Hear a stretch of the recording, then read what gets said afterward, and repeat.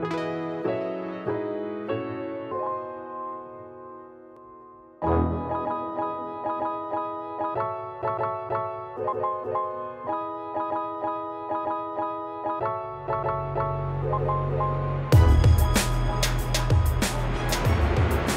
à tous et à toutes, ici Nicolas de Montréal. On est mercredi et j'en suis au jour 17 de ma cure de jus. À votre santé et surtout à la mienne.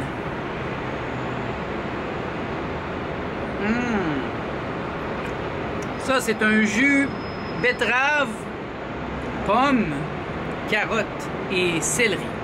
Mais je dois vous dire que c'est passablement délicieux.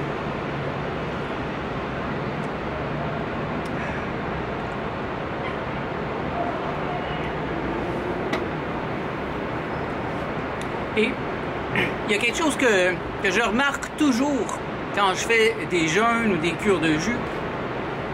C'est le fameux 2 semaines. Beaucoup de gens font des cures de jus ou des jeûnes de 10 jours. Vous allez trouver ça sur Internet. 10-day, juice fasting. Et ce que je trouve, moi, dommage, parce que le plaisir commence vraiment après 2 semaines. Ça, je peux vous dire par expérience maintenant, avoir fait plusieurs fois. C'est là que ça commence à devenir plaisant. Et cette semaine, je vois une vraie différence. Vraiment, l'énergie est bonne. L'énergie est tellement bonne que hier, j'ai recommencé le gym. Et je me rappelle que l'année passée, ça a été exactement la même chose. Je m'étais découragé pendant l'été. Et puis là, pendant ma cure de jus, j'ai eu tellement d'énergie que j'ai décidé de retourner au gym. C'est pour vous dire. Je me sens léger, clair. J'ai une belle énergie. Une énergie qui est stable. On dirait que quand je mange, puisque je mange des choses plus lourdes le soir, j'ai tendance à avoir moins d'énergie. Moins avoir le goût de faire des choses. Tandis que là, ben, je reste très vivant. Intellectuellement, très éveillé. J'ai le goût de lire, j'ai le goût d'apprendre des choses. J'ai pas le goût d'écouter la télévision, de perdre mon temps à écouter des absurdités. Et donc ça me donne beaucoup plus de temps. Donc moi, j'en suis au jour 17 présentement et si j'ai une suggestion à vous faire, c'est faites des jeûnes plus longs. Dépassez le 2 semaines, vous allez voir. Il y a un grand plaisir après le 14 jours. L'organisme commence à être habitué et bon, la majorité des cravings, des désirs profonds, ben, ils sont passés. Et on dirait que le temps se met à aller un peu plus vite. Oui, ça a été difficile, ça a été long, la première semaine. Et en plus, c'est psychologique, hein, c'est comme gravir une montagne, on est juste dans les premiers jours, c'est décourageant. Et puis là, deuxième semaine aussi, mais là j'ai passé la moitié, j'ai passé le cap de la moitié, puisque je veux faire 30 jours, à 17, 18, 19, 20. La semaine va passer vite, et puis, en le temps de le dire, je pense, ça va être terminé. On va passer à d'autres choses. Et bien, je vais pouvoir évaluer, voir où j'en suis dans mes objectifs. J'ai quand même certains objectifs avec cette cure. Certains sont évidents et c'est certain de fonctionner. Hein. C'est de donner un répit à mon système digestif, lui donner du repos, lui permettre de se faire un clean-up, un reboot, de retrouver de l'énergie, s'il y avait des choses prises, ou même une substance sur la paroi, je me rappelle plus du nom, il faudrait que je le trouve. Ça a un nom particulier, ça devient que ça se colle sur les intestins quand on mange des choses collantes, huileuses. ça finit par bloquer les intestins chez certaines personnes. Mon autre objectif, ben, c'est surtout de maigrir. Donc ça, on va voir. Là, je me suis pas repesé. Je me suis pesé dimanche. J'avais perdu 12 livres à peu près. Alors, on va voir dimanche prochain. J'ai recommencé le gym cette semaine, donc ça devrait provoquer un peu plus de perte de poids. Je cherche aussi un break, un changement dans mes habitudes. Un changement pour m'aider à voir plus clair. On dit, l'habitude tue le génie. Ça, c'est vrai.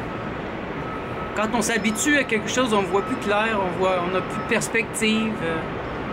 Et là, ça me donne une belle perspective. Les cravings, là, sont passés. Là, parce que j'aurais eu de la difficulté à changer un peu mon alimentation. Je me sentais gourmand. J'avais le goût de manger. Avec tous les fruits qu'on a à la maison, habituellement, c'est délicieux. Et là, ben, j'ai assez de recul. Et comme je le disais hier, chaque fois que je fais un tel recul, le crudivorisme revient en force. Ça me dit, c'est ça là, c'est ça que tu dois faire. C'est ça la clé. La clé de la santé intégrale. OK, j'entends. Et quand je termine mon jeûne ou une cure de jus, ben, au début, ben, je suis très crudivore.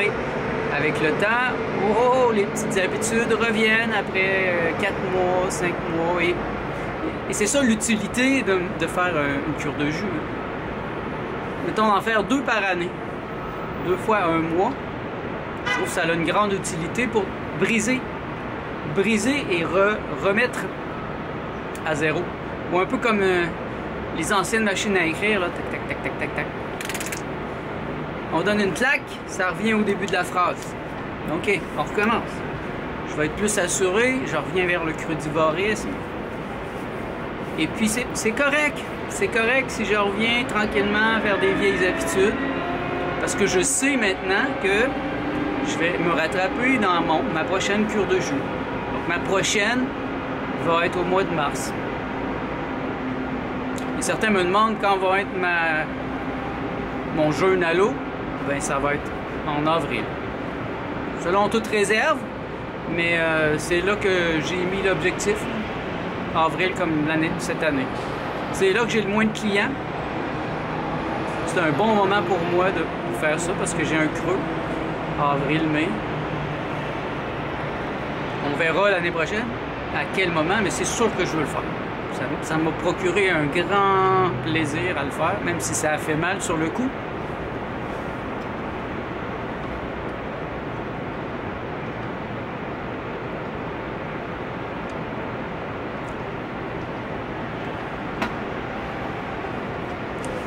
Et puis, un petit sujet comme ça que je peux aborder aujourd'hui, l'humilité. Je me suis fait insulter encore hier ou ce matin sur Facebook. Une personne que j'ai vraiment fâchée à propos de la vidéo d'hier et qui m'a reproché mon manque d'humilité. J'étais vraiment fâché. Pour moi, l'humilité est l'apanage des sots. Et c'est surtout au Québec, c'est très évident. On te demande de courber les chines sans cesse. Et tu n'as pas le droit d'exceller. Tu n'as pas le droit d'être bon dans ce que tu fais, dans ce que tu dis. Parce qu'on te coupe la tête. On te donne un coup de pied dans le ventre pour que tu plies. Les Québécois ont vécu pliés pendant longtemps. L'Église a été très dangereuse ici. Elle nous a réduits à l'état d'inculte. Qui ne savent rien, sur rien. L'Église s'est protégée en faisant des alliances avec les Anglais. Et pour garder leur religion, ben, ils ont été prêts à nous donner en pâture et à nous garder dans l'ignorance. Et donc, c'est imprégné au Québec. Il faut être humble. Et en plus, c'est dans la chrétienté. Ça n'a rien à voir avec l'enseignement de Yeshua, en fait. Il a eu exactement le même problème. Il était tellement grand, dans tous les sens du mot, qu'il avait constamment à jongler avec ça, cette humilité. L'humilité peut devenir stupide à un certain point lorsqu'on est vraiment bon dans quelque chose, mais il faut assumer ces qualités. Il faut s'aimer vraiment profondément. Et là, les autres vont vous dire « Oh, tu t'aimes trop, tu es imbu de toi-même. » Mais comment aimer les autres si on ne s'aime pas soi-même? Comment pourrais-je aimer ma partenaire si je ne m'aime pas moi-même en premier? C'est le minimum. Et là, on me reproche mon manque d'humilité parce que j'ose dire des choses extrêmes. J'ose m'amuser. C'est sans prétention. Moi, je dis les choses comme ça vient et puis j'ai appris avec le temps à ne pas plier, à oser. Parce que c'est facile de tomber dans la médiocrité si on écoute les autres. Si les autres, on essaye de leur faire plaisir. Autrui, il me disait Sartre, l'enfer, c'est les autres. Les autres. Ce jeune homme était très frustré de m'entendre comme ça, oser dire des choses avec des choses extrêmes, mais avec une force intérieure. Moi, je n'ai pas peur. Je n'ai pas peur du ridicule. Vous pouvez rire de moi, ça ne me dérange pas. Et si vous avez des choses à me suggérer, ben je vais les prendre en compte. Si c'est ridicule, ben je vais les mettre à la poubelle, mais si c'est important, je vais quand même le noter dans mon petit calepin. Il y a la fausse humilité dans notre monde, des gens qui se veulent humbles par peur, parce que c'est des peureux. Ils n'osent pas exceller, et donc ça donne une société médiocre. Et au Québec, je pense que c'est très évident, la médiocrité est très, très présente. Et les quelques personnes qui s'élèvent au-dessus, ils doivent être très, très forts. Un très bon exemple, c'est André Moreau. Si vous connaissez son histoire, vous savez qu'il s'est fait mettre en dehors de tout le système d'enseignement du Québec dans les années 70 pour avoir osé vouloir enseigner sa philosophie. Non, il fallait qu'il enseigne les philosophes morts, qu'ils suivent les programmes du système. Mais non, il a refusé, il s'est levé. Et là, bien, l'Église, parce que c'était encore l'Église qui était forte au Québec, l'Opus Dei était encore là en force dans toutes les universités, dans tout le système d'enseignement. Et là, il y a eu un rejet massif. Et pourtant, c'est un des hommes les plus intelligents du Québec, un docteur en philosophie. Et toute sa carrière, il s'est levé et il en a mangé des coups. Et il a dû travailler vraiment fort à contre-courant. Mais il est un exemple de quelqu'un qui ne s'est pas laissé faire. Qu'il n'y a jamais eu de fausse humilité, parce que c'est un génie.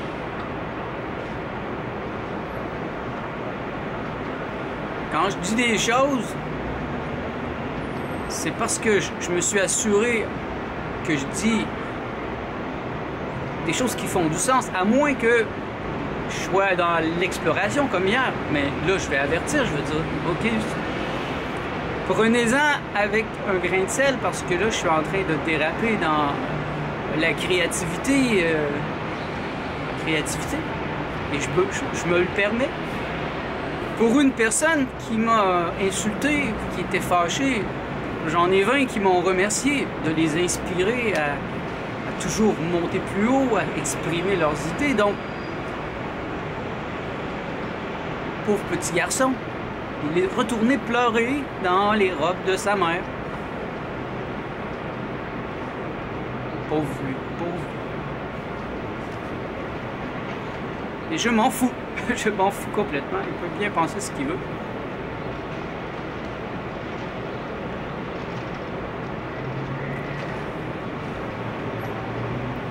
Donc retenez ça. L'humilité est l'apanage des sots. Et c'est quelque chose qui est très présent dans le christianisme. Il y a plusieurs saints qui se sont vus humbles à n'en pas finir. Et une telle humilité, parfois, ça devient une torture, une auto-torture. Et finalement, on passe à côté de nous-mêmes, de notre être. Si mon travail à moi, c'est de dire les choses comme ça, dire les choses comme je le pense, oser exprimer ma pensée, et puis que je la tamise, que j'ai peur de me lever, d'être droit, bien, je passe à côté de mon être, je passe à côté de mon plan, de ce que je me suis donné à être, et je rate mon coup. Et ça, il n'y en est pas question. Je vais me démener comme un sauvage pour continuer à parler. Et je l'ai fait depuis que j'ai l'âge de 10 ans, quand j'ai commencé à faire de la bande dessinée. Je me suis exprimé, bon, comme un jeune garçon de 10 ans, un adolescent, après ça un jeune adulte, et ensuite par la peinture, par la musique, beaucoup de musique, de la chanson, j'ai exprimé des idées. Ensuite, ben, j'ai commencé à écrire des livres, mon journal, à les publier, j'ai fait de la radio, et j'ai exprimé mes idées. Et encore là, avec ces vidéos, je continue et j'en suis très fier, je suis très heureux de partager les connaissances que j'ai apprises dans ma vie avec vous. Et je sais que certains d'entre vous, ça vous donne des outils très importants pour grandir dans votre propre intelligence, dans votre propre être. Et pour ça, je vais continuer. Parce qu'en plus, j'ai du plaisir. En plus, vous voyez, je vous montre mon background. Et comme vous voyez, là, c'est l'automne. Ça commence à devenir jaune, orange. C'est pas encore super évident. Mais soyez-en assurés, je vais vous le montrer bientôt. Ça devrait pas tarder, là. La semaine prochaine, ça devrait être orange, là. Une semaine, 2 semaines. Et puis après, ben, ça va être la neige. Ça va être magnifique. Et bien voilà. C'était ce que je voulais vous dire aujourd'hui. D'une part, une petite mise à jour et d'autre part, des réflexions sur l'humilité. La fausse humilité. Donc, merci d'être à l'écoute. On se revoit dans le prochain vlog.